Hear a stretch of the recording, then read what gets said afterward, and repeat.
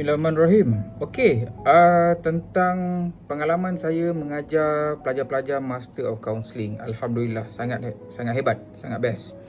Saya start mengajar pada tahun 2022 secara part time dan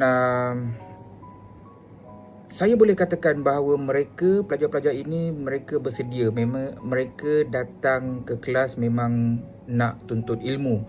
Kerana apa? Kerana mereka adalah pelajar-pelajar yang pelajar part time. Okey, OUM pelajar-pelajar part time yang mereka memang ada kerja hakiki. Mereka datang ke kelas pada hari Sabtu dan Ahad, selang seminggu untuk satu subjek, dan umur mereka bukannya remaja, rata-ratanya berusia dalam 40-an.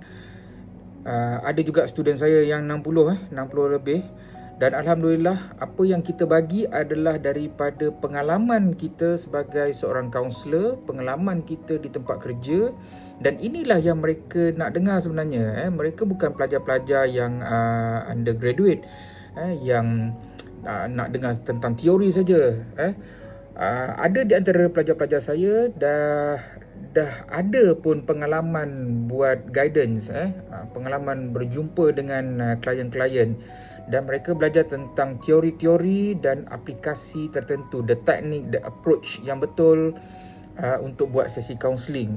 So kelas kita daripada pagi sampai ke petang, ada yang sampai pukul 1, pukul 2, ada yang habis sampai pukul 4.30. Dan apa yang saya nampak bila saya cakap mereka suka mendengar pengalaman-pengalaman kerja, mereka really into what they want to know about the reality of work sebagai seorang kaunselor di luar sana. Apakah perkara-perkara yang hanya datang dalam buku, mana buku tak ada pula.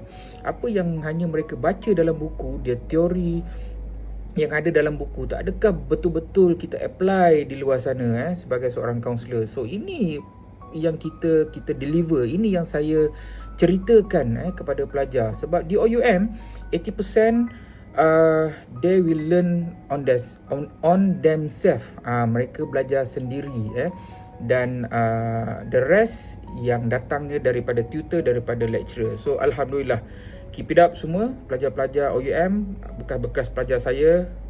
Good job. Dan pelajar sekarang ni, insyaAllah kita akan teruskan the great journey ni. Alhamdulillah.